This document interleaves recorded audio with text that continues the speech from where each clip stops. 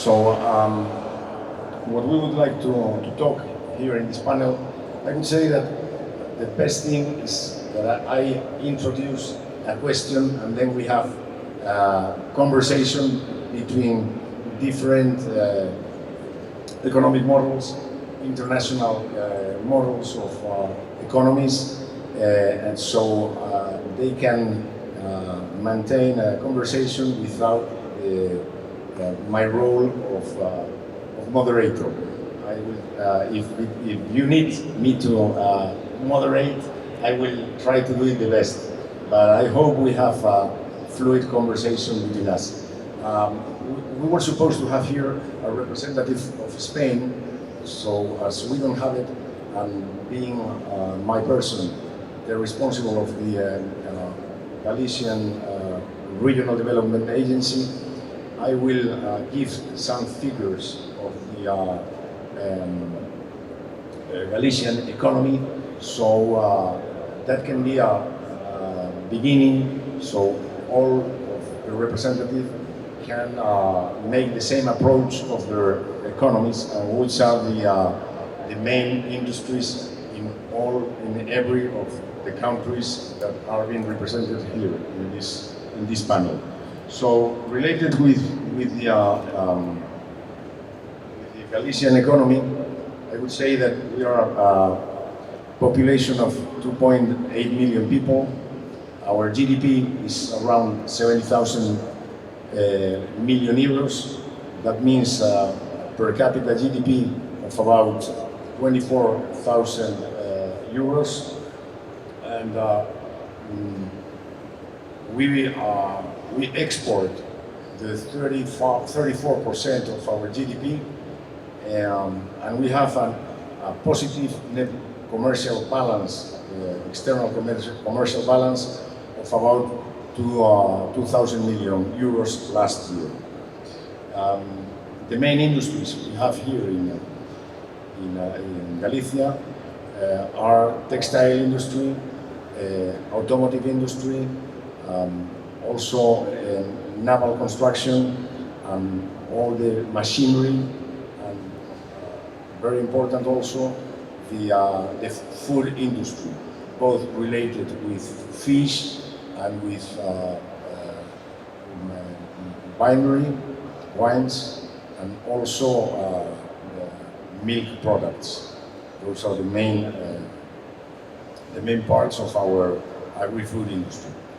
So, well, I will try I asked all these representatives to make this approach to their economy, trying to find differences and similarities so that we can have conclusions of where are the possibilities of cooperation between these different countries. So first, Pedro, please, can you make your introduction of Guanajuato province? Absolutely, thank you very much. Well, first of all, I want to thank you for the opportunity. I feel very honored to be here and have this time to talk about what is Guanajuato, which is a state of Mexico. So I'll give you some figures, I'll give you some information of what is happening in our state. We are about 6.1 million inhabitants in Guanajuato. It's almost double here in Galicia. Our GDP is ranked 6th in Mexico. That means we are one of the most important states ranked by GDP. It's around 44.3 billion euros compared to the 70 million around we mentioned here in Galicia. But of course, the GDP per capita is much less. It's around 7,300 euros per person compared to, I think you mentioned somewhere around 25 or 30,000. So we have a very important export location in Guanajuato. Some 25 years ago, the state government implemented public policy that helped attract automobile manufacturers. We have currently 5 manufacturers in Guanajuato. Two of them are in the city of Celaya, which also is here participating in this show. We export around 21.6 billion euros, and 75% of those exports are related to the automobile industry. And again, Celaya plays a major role in these exports with 2 of the manufacturers. We are also I would say, a little different from the rest of the states. We have managed to have a 4.7% constant growth over the last 5 years, compared to the 2.1 or even 1.8 growth national-wide. So we are more than double the average of economic growth in the country. We are also the 5th state with the highest economic growth for the 8th consecutive year.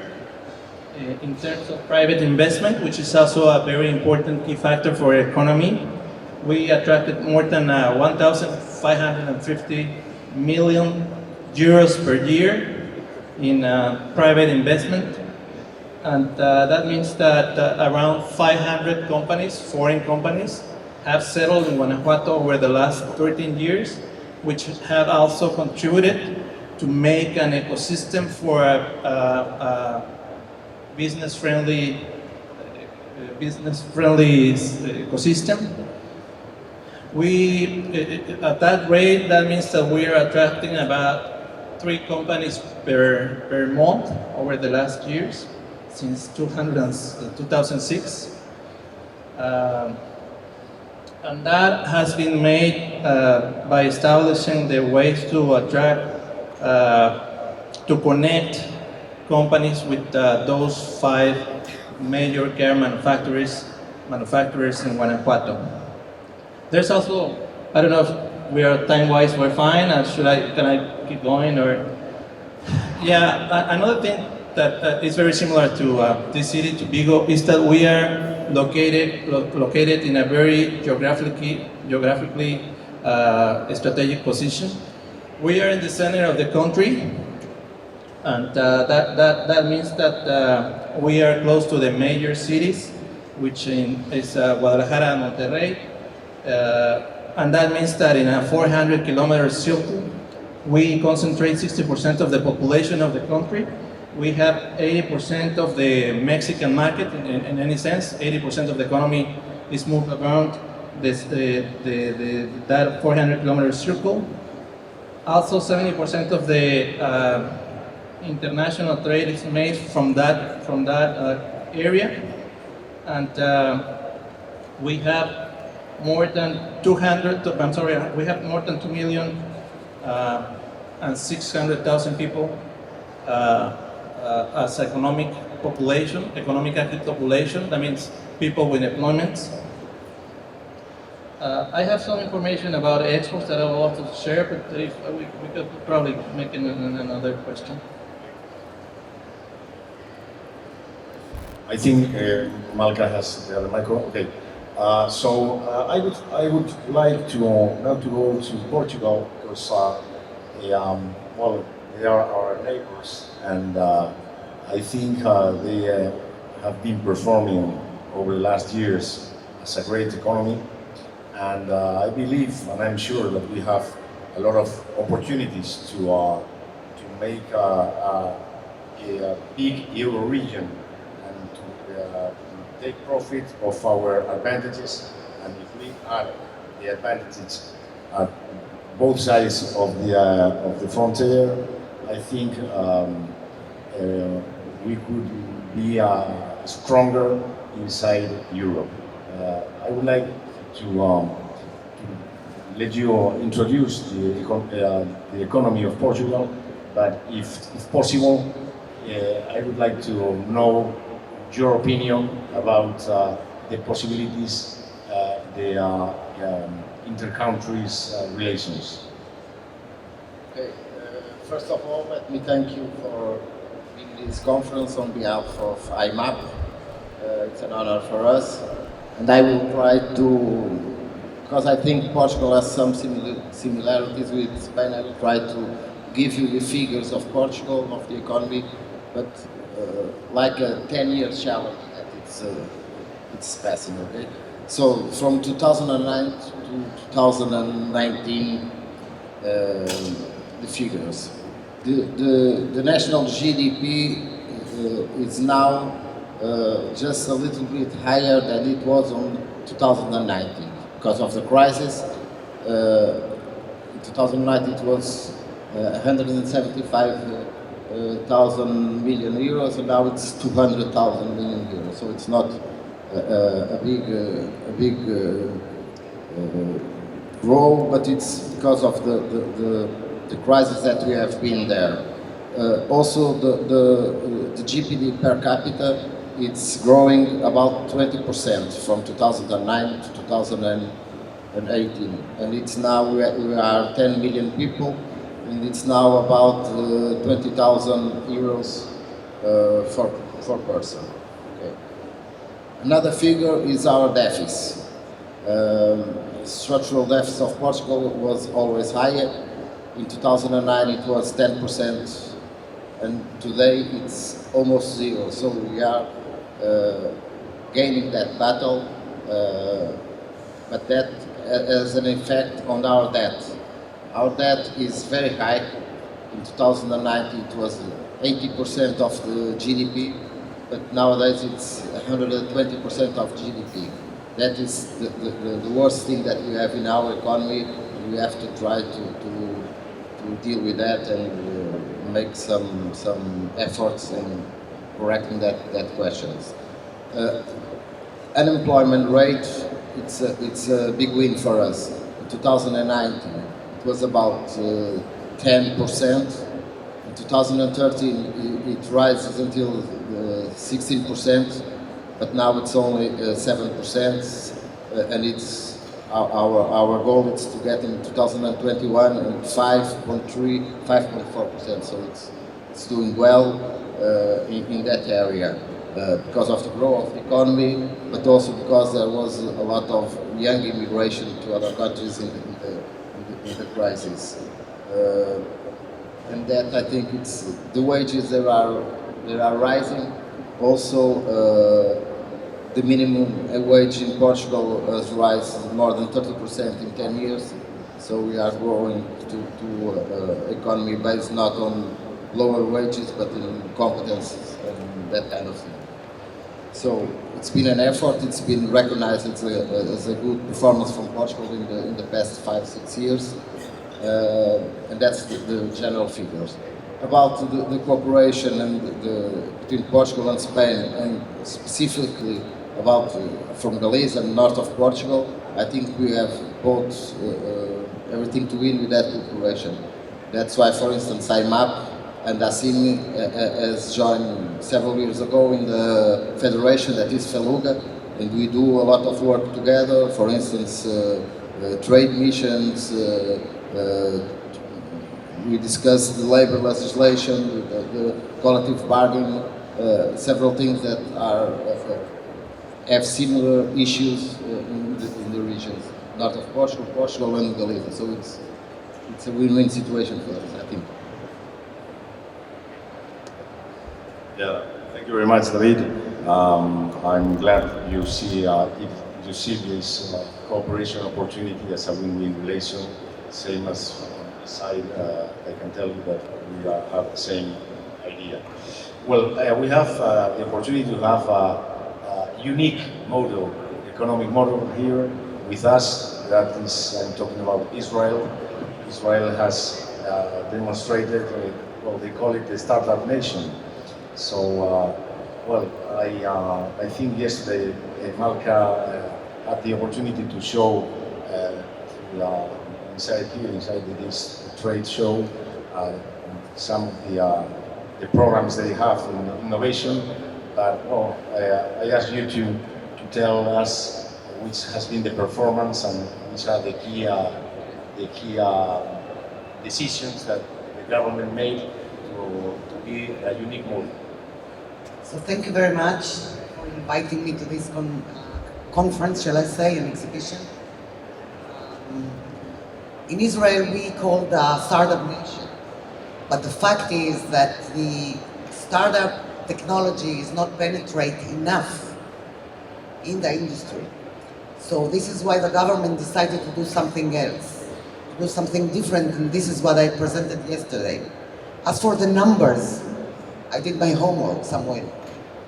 Just sent it to me yesterday at night after we had a good wine and a good time. So here are the numbers. We have about 2,800 factories for metal, okay?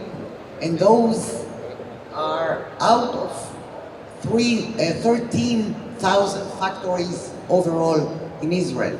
So this is actually more than 20%. This industry is taking place in Israel. All those factories give a jobs to more than 50,000 people in Israel, which is a huge amount. Now, I don't want to talk about the salaries, but you know that there is a big gap between the high-tech technology and the startups, where each and every youngest choben, shall I say, getting a salary of 20,000 shekels, which is a lot of money. And in the industry, the salaries are very low as compared to the high-tech. Now, if I look at the revenue of those companies, it's more than 10 billion euro per year. Now, it is divided into defense, metal defense technology, that is more than 50% of all the metal industry. They are exporting most of their product out of Israel, more than 60% export from defense. The other factories are mostly concentrated in constructions and being tier 2, 3, and 4 for the industry of automotive, automobile, and other machinery in Israel. But most of it is construction. Now, if I may summarize, the defense is taking the bigger part of the pie. More than 50% is export. It is more than 25% of all the export of Israel, which is a huge amount. Now, going back to the numbers of the government, and this is what is important. Since we notified that we do have a problem with those companies, in the 20s and in the 90s, the government was focused, most of it in the startups. Nowadays, we are spending more than 30% of our funding, innovation funding, in the metal technology and industry. And this is because we understand that this is a huge amount of people who's occupied in this arena. More than that, we have a lot of factories that are going to collapse if they will not observe and penetrate the innovation in the new technology in their companies.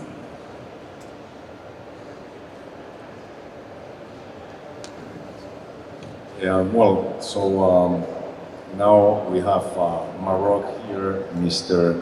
Said Awichi. He can tell us more or less the same explanation about which are the main figures of your country, please. It's a real pleasure for me to be with you today, and I want to say thanks for this invitation to this international panel. And I want to say about Morocco.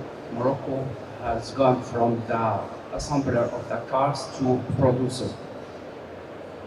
And our story, it's very nice from 1960 to now.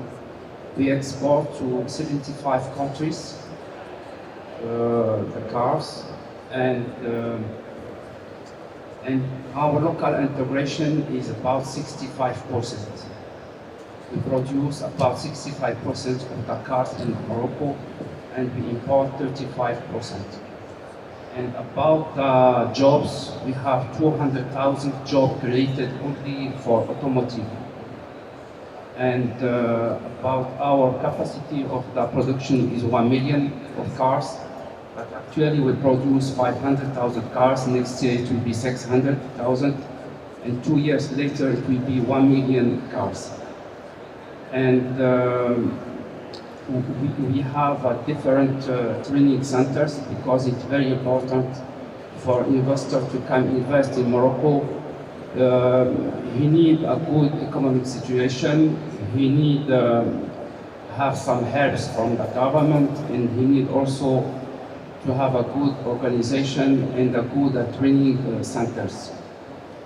And we have in Morocco Renault and PSA, and we have signed agreement with the Chinese companies BYD to produce electric cars, produce electric bus, electric train in the battery. And I traveled the world to bring some manufacturers to complete our local integration. And the Ministry of Industry and Trade and Investment in Digital Economy initiated the Industrial Acceleration Plan for 6 years. And actually we have decided that our 2020 objective. And actually we developed a tier 2 to can produce the raw material in Morocco, not to import. That's why we are here. And I have traveled to Russia, to India, to Mexico, to Spain, to different countries to bring some manufacturers to invest in Morocco or to have the JV with Moroccan companies. And actually we have some process to develop we don't have in Morocco. And we want to have a joint venture with so many countries and so many manufacturers to produce in Morocco. And you know, when they come to produce in Morocco, not only for Morocco market, but also for export, because Morocco is on north of Africa, and we have a good relationship with Africa, and we have signed different agreements, free trade with different countries, with USA, with Europe, with some Arabic countries. And when you have some manufacturers come to invest in Morocco, they know very well they will export to Africa. And I have other information, but I will let when you will ask me to give you information. Thank you. Well, so we see different countries in different moments of development and growth, but at the end, common factor that is industry, and with maybe the exception of Israel, the automotive industry is the common factor of all these regions. I would like to know how are you thinking about the Industry 4.0? Let me talk about Galicia for a minute so you can understand better the question I tried to put here. For us, we started with Industry 4.0 in 2015, and well, we didn't know what we wanted. At the end, we wanted to be to improve the competitiveness of the companies, and we knew that we had to go through Industry 4.0, digitalization, but at the end, you propose companies to invest, and you propose money for that kind of investment, but you don't know what you are going to receive from the companies. At the end, we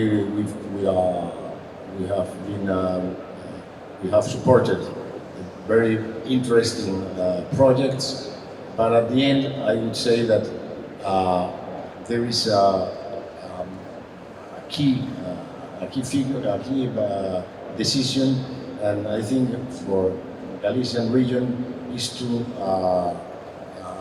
go through digitalization.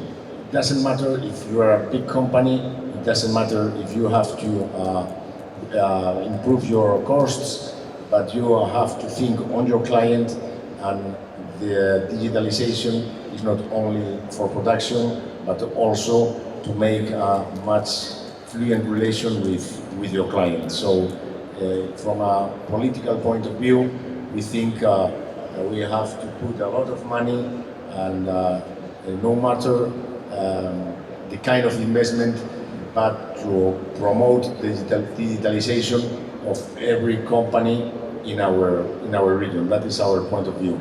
I would like to know if you are concerned about Industry 4.0 and which are the decisions that you are making. Let me go the other way around this time. So, Saad, I will have I make you this question.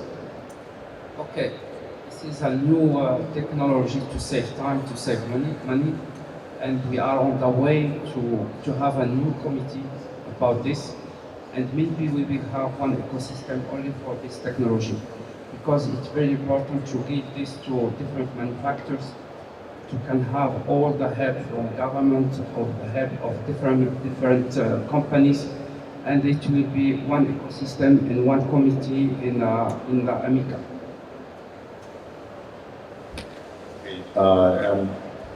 Malka, please. Okay. So we had some experience trying to absorb the Industry 4.0 in our country. Now we have a lot of startups with a lot of technology related to manufacturing. Okay, starting with software, robotics, whatever. But we found out that the factories are not ready to absorb this technology, and there are a lot of barrier there. Now some of them, when they try to absorb or to implement this technology, they really failed. They didn't succeed. Now you know how it goes in those factories. One tells the other to the third, and everyone knows about it already. So what we did something different. We actually adjusted the improvement to the factory, meaning if you already are there, then you have small step to take now, only one step ahead. And the improvement that we are expecting as a government is between 10 to 20%, that's it, not more than that, because we don't want them to risk so much money on their own, and more than that, the culture is not there. So we are doing step by step, trying to move them forward. And some of them, they really took it and they run. But most of them are afraid of a change, as we all do. We all afraid from this change. So we are trying to do it step by step. We are funding a lot of money on that, and we are trying to adjust the new startup to the factory. We are doing speed dating, if you know what it is. We are trying to match between those factories and the startup, and by that we are putting the fears and all those questions ahead of the table. And now we can talk, right? Okay, thank you. In Portugal, okay, both sides of the things. Portugal is now a very attractive country for new technologies. Robotics, automation, artificial intelligence. A lot of entrepreneurs are going to Portugal and founded startups. It has been the Web Summit place for 2 years, and it will be for the next year. So it's creating an ecosystem of innovation and that kind of technological startups. On the other hand, we have economy based on small and medium-sized enterprises. So it's more difficult to absorb that kind of technology, and it's more difficult for them to do it right. So you have to match those things. And it passes for us, for the stakeholders, not only for the government, but for the associations, for the universities. And we make like a blood bank, and you have to do it. That's the only way we are going to do it, because if you are not in that kind of business, some years from now we are out of the business. Okay, so you have to do it. It's a fact. That's why we implemented in several steps the government, for instance, for funding project investments, it always has to have a component of digitalization or industrial 4.0, so it's mandatory almost. And it's doing well. That's why, for instance, as I said before, in 2009, the exports, it represents 27% of the GDP. Nowadays it represents 45% of the GDP. And we are talking about the global market, the export, so we have to do it in business, we have to be on that kind of thing, and I think it's doing well for us at the moment, but we have step by step and a lot of steps to do, because it's a long way. Thank you very much, David. Well, what about Guanajuato, Pedro? Thanks. Yeah, well, I think that I feel a little bit less bad when I hear that, yeah, this Industry 4.0 is equally having trouble to be implemented in different countries. I think everybody talks about that. We in Mexico, especially in our state, I think everybody talks about Industry 4.0, but it's something that we are still knowing, we are still figuring out how to implement it. We as a government, we are basing the strategy in 3 or 4 pillars. One of them is human talent. We have more than 81,000 students in scientific and technological careers, and around 171 schools of higher technological education. So that helps us a little bit to have young people that understands how to chew the Industry 4.0. We also, one of the other pillars is science and technology. We promoted the implementation of 7 technology parks and 10 research centers that are located within our state. So that also helps a little bit. Another thing we're doing is to bring to our state people that knows about this. We have brought people from Israel, we have brought people from the state, from several countries from Europe. And actually the Hanover Messe, probably many of you are familiar with that show, is taking place in our city, in one of our cities for the first place, and it's going to take place from now on every year in the city of León. So we believe that is also going to help a lot of companies to be more acquainted of the technologies of the Industry 4.0. I don't want to run out of time, so we have 2 minutes left. I would like to ask you that in half a minute you will make a balance of your visit here in this exhibition. Sad? First, I want to say congratulations for this exhibition to Asim, because really it's perfect, everything is perfect. And my visit in this exhibition was really very good, because I have met a lot of companies. Someone wants to invest in Morocco, and then we are talking, and someone they will come to visit our exhibition this month in Morocco, 25, 26, 27 for subcontractor. And I find also some companies from Portugal, they want to buy also some auto part OEM from Morocco.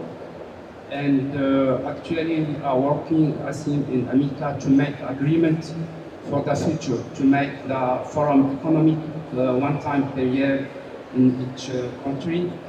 And we will make a very good professional job for the future. This is my first time I meet Asim, but really perfect. And I am happy for this, for my coming and for this exhibition. Thank you. Thank you very much, David. Unfortunately, I only arrived this morning in the trade fair, but I have the opportunity to talk with my colleagues that have been here, and they are very happy with the fair. Also, the companies. For our sector, Spain represents 25% of our exports and 31% of our imports. So it's a friendly country for us in the business way, and I hope that this fair will grow up in 2008, 2010, and who knows, 2030, and bigger, so that the mayor has to make another building for the trade fair. Thank you very much. Okay, so I've been here for 3 days from the beginning, and I would like to say 4 things. First of all, it is excellent organization, and I want to thank my colleague, the manager of this conference, Pablo. Thank you very much. He did excellent, outstanding job. More than that, I think the number of companies that did participate in this conference is huge. And actually the exhibition is very, in a quality manner, presented, which is very rare to see all those quality presentation in one place and in the first time, in a very short time, I think 9 months, they had to organize everything outstanding. And the last thing that I would like to recognize here is the involvement and the participation of the government. I think the government and the municipal have been here from the beginning, each and every day, which is huge support for this. So, well done.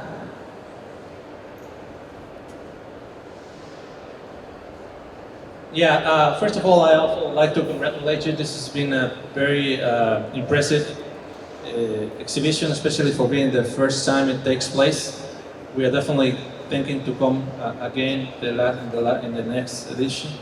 And well, I guess as a last comment, one of the things that I want to stress or highlight is that there's a big room for the opportunity between business for companies in Spain, companies in Galicia, and companies in Mexico.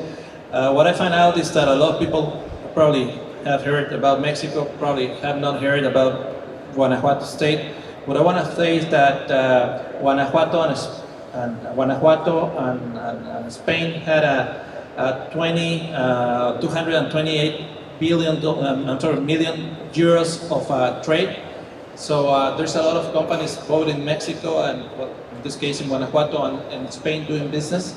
And I want to also highlight that Spain was placed position 11th as a supplier of companies in Guanajuato, and that is 9th as a buyer. That means companies in Spain. Spain is our 9th buyer from things that are manufactured in Guanajuato. So I think that's important to say.